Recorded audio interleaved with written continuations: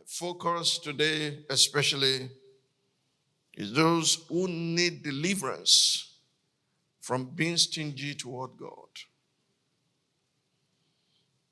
I pray that such people will be delivered for their own good and will stop shooting themselves in the foot.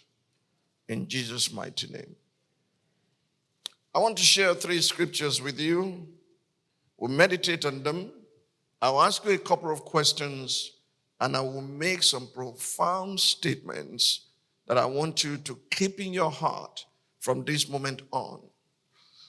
When I was coming this morning, I was going to ask for a bowl or a calabash for water to be in it so that I can wash my hands and say, I'm not guilty of your blood. Neither am I guilty of your lack. But I won't do that. Because God has not given up on me, I will not give up on you. You are going to grow strong in the mighty name of Jesus.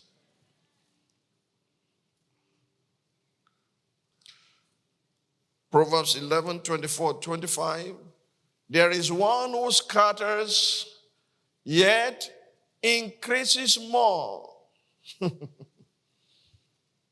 By the time I come back to decode this for you, what time we find this level?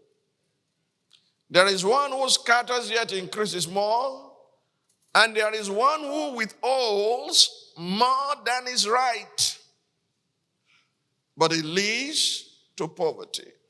And people don't know that they are digging their own financial grave when the Holy Spirit will tell them, do this, and they will hold back. Oh, it almost happened to me in 1985.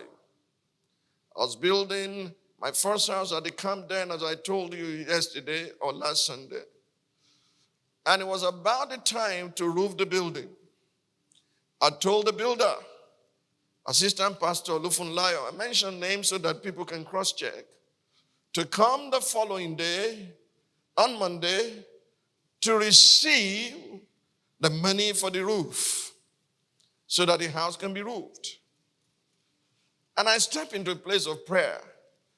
And the Holy Spirit said to me,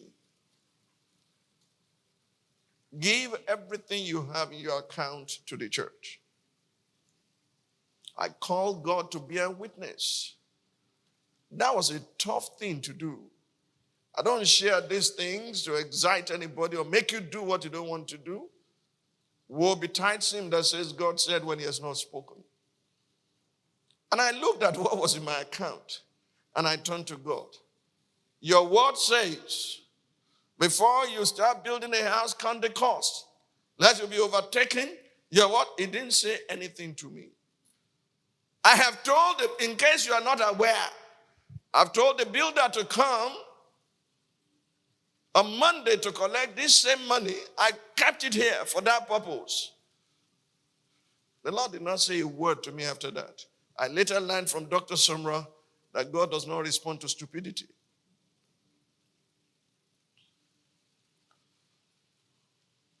I went to church. That Sunday, I didn't give anything. I kept the money for the roof. This one is my money, God, is meant for the roof.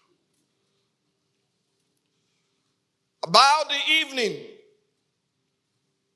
my friend and best man when I got married, Pastor Femi Fatumbi, sent someone from Ibadan to me.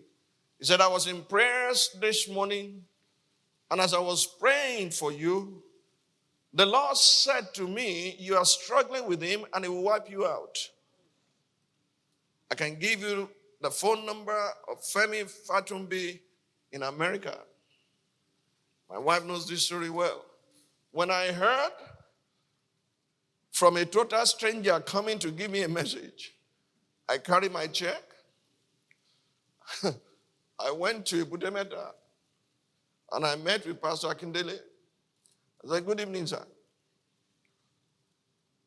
Here is my check. The Lord said I should bring all this money to church. He took it and said, this is the exact amount that we need for the assignment that the GO gave to us. Wow, God will bless you. I said, don't leave me alone. I am not a cheerful giver. I felt like God robbed me. I'm not a cheerful giver. It was that experience that made me realize you can never be a cheerful giver except you have been a tearful giver. Because it's those who sow in tears that will reap with joy.